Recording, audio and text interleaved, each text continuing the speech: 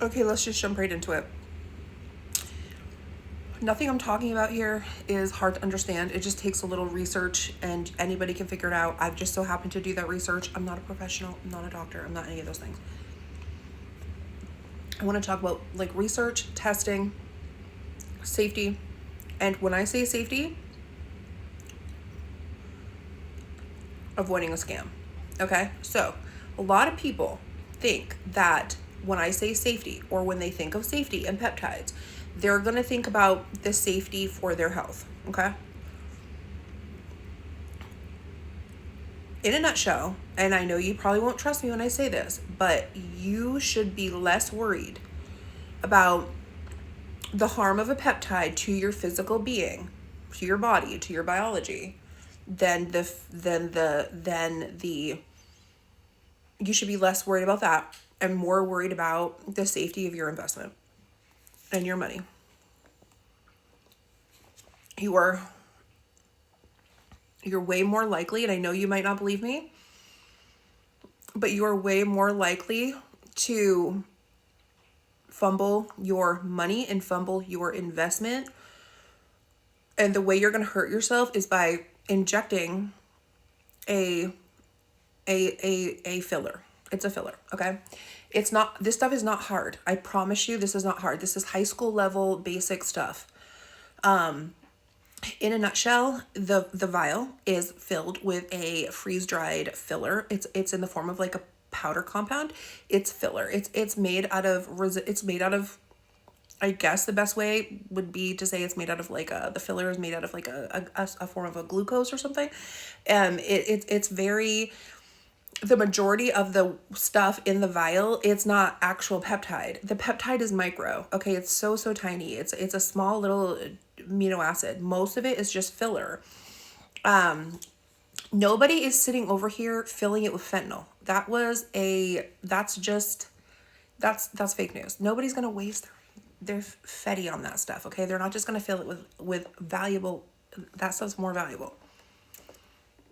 People throw around words like endotoxins, and they throw around words like heavy metals. Okay, the thing is that this is hard for me to explain, and I know that maybe people won't trust me, but when I tell you that there are more heavy metals in a bottle of Fiji water, honestly, they exist in the world, and you ingest them slowly over time.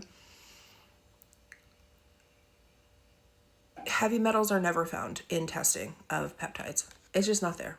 Okay. It's just not there.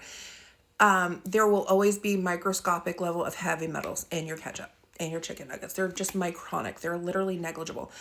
Why? Because you cook things in like metal pans. If you cooked a thing of mac and cheese right now in a metal pan and then in a pan and then you had to analyze, it's gonna, heavy metals exist. Okay. There's only a few companies who test peptides for purity. Okay.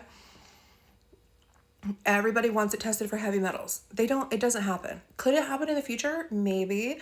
But there's no heavy metals in these things. Okay. I can't put it any simpler and make sense without going really detailed sciencey. The other thing is that endotoxins.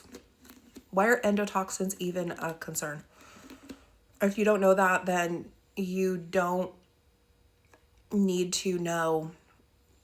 Like if you said to me, like, they're not safe because they have heavy metals and endotoxins, my question would be like, do you even know what an endotoxin is? Do you even know why? Do you even know why these compounds would be tested for endotoxins? And I will say endotoxins have recently been found in peptide, but the reason it was in there was it came back to a detergent, right?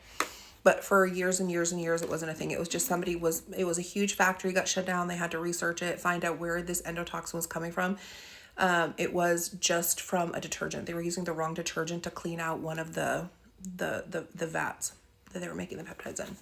So hasn't really happened, did happen, can happen. Just because it hasn't happened doesn't mean it can, but it's negligible. These things are not harmful to you, literally. Just a little bit of background. I have taken a human growth hormone previously for IVF purposes. I will tell you human growth hormone is usually tested for endotoxins, because the only way to make human growth hormone, not the only way, there's another way to make human growth hormone, but it's very cost prohibitive. But the way to make human growth hormone is you make it in E. coli.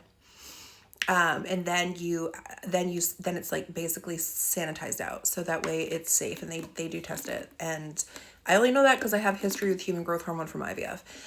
So endotoxins don't really exist in peptides, for the most part. These things are very benign. If you did have an endotoxin and peptide, what would happen? Oh my God, you're not going to die. You're probably going to get a little bit of soreness on the site injection. It shouldn't be that way. And if it is, it might have a little endotoxin in it, but it's literally like somebody used the wrong detergent. It's not that big of a deal.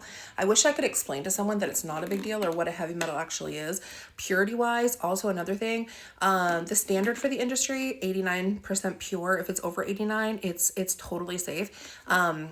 A lot of the ones I've seen tested, and even ones I've gotten tested, 99.91% purity. That's amazing.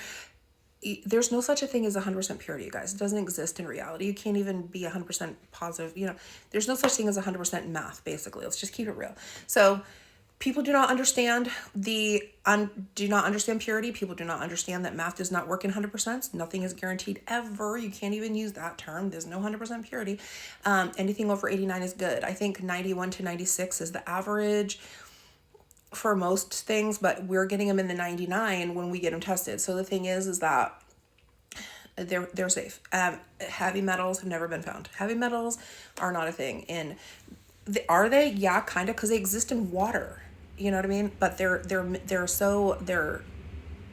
negligible. They're so tiny you can't even understand. So that's just a basic rundown. Here's a couple ways not to get scammed. When you're buying a peptide, just kind of mention the name like Janochic, okay? Or Fenric, but Janochic is usually considered like the gold standard of testing facilities. That's a whole rabbit hole I can go down with you. The person, okay, so I'm just gonna throw a couple names out there. Janochic, Peter Magic.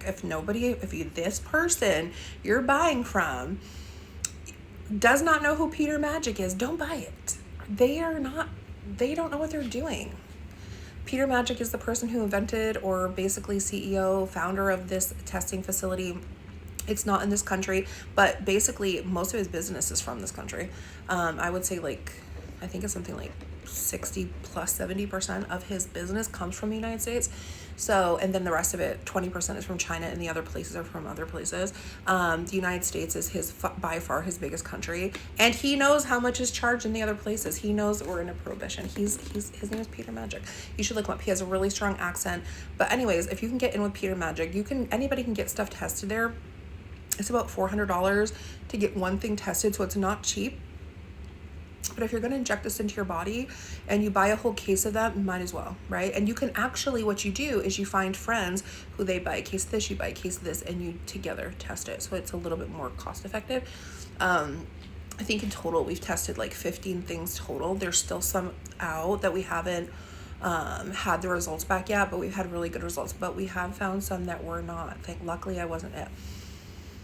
But some people's have come back as fakes. They bought them and they were like, you know what, I bought them, they were so cheap, let me test it before I sell it to my peeps. And we all got together and sent them over there, got a discount because we were testing more than one vial. They actually take a picture of the vial, they test the whole thing. They test it mostly to make sure you are buying what you're buying. That's the number one thing you're testing for. A lot of people will be like, well, we're testing for purity, but when I say purity, are you buying what you say you're buying? But also we're testing for heavy metals, we're testing for endotoxins. If you're buying HGH, like a human growth hormone, then you definitely want to test for endotoxins, but otherwise, no, you don't need to worry about it. I know it sounds like Morgan doesn't know what she's talking about. It's just science, it's just math. It's not that hard, but heavy metals are not really a thing in there. I mean, it's just filler. It's just literal filler. The tiny amount is the peptide. This microscopic molecule in there is the peptide. And it does big things in this tiny little, very tiny. So just really quick, how not to get scammed.